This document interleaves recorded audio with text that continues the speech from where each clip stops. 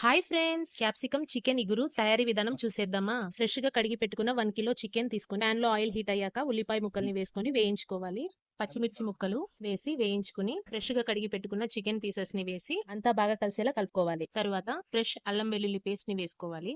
మొత్తం అంతా ముక్కలకి పట్టే విధంగా బాగా వేయించుకోవాలి. చికెన్ పీసెస్ సాఫ్ట్ అయిన తరువాత రుచికి సరిపడా సాల్ట్, పావు టీ స్పూన్ పసుపు వేసి అంతా బాగా కలిసేలా కలిపేసుకోవాలి. ఇప్పుడు చికెన్ లో నీళ్లూరి మూత పెట్టి ఒక 5 మినిట్స్ ఉడికించుకోవాలి. ధనియాల పొడి వేసుకోవాలి, కారం పొడి వేసుకోవాలి.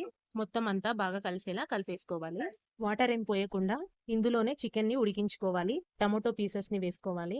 నిలువుగా కట్ చేసుకున్నవి సాఫ్ట్ గా మగ్గేంత వరకు ఉడికించి స్పైసీనెస్ కి తగ్గట్టు మరి కాస్త చిల్లీ పౌడర్ వేసుకోవాలి. గరం మసాలా వేసుకోవాలి. దాల్చిన చెక్క, లవంగం, ఇలాచి, జీలకర్ర పౌడర్, క్యాప్సికం ముక్కల్ని కూడా వేసి మొత్తం బాగా కలిసేలా కలిపేసుకోవాలి. చికెన్ మసాలా వేసి ముక్కలకి పట్టే విధంగా బాగా కలిపేసుకోవాలి. ఈ స్టేజ్ లో అడుగు మాడకుండా హాఫ్ గ్లాస్ వాటర్ పోసుకోవాలి. ఓసారి బాగా కలిపేసుకొని దగ్గర పడేంత వరకు ఉడికించుకోవాలి మూత పెట్టి. ఫైనల్ గా కొత్తిమీర తరుగు వేసి ఓసారి అంతా బాగా కలిసేలా కలిపేసుకోవాలి. దగ్గర పడ్డాక దింపేసుకోవాలి. చపాతీ, బటర్ నాన్, పుల్కా ఇంకా బిర్యానీ రైస్ లోకి ది బెస్ట్ కాంబినేషన్. ఓసారి ట్రై చేసి చూడండి. మీకు నచ్చినట్లయితే please like and subscribe. Bye bye.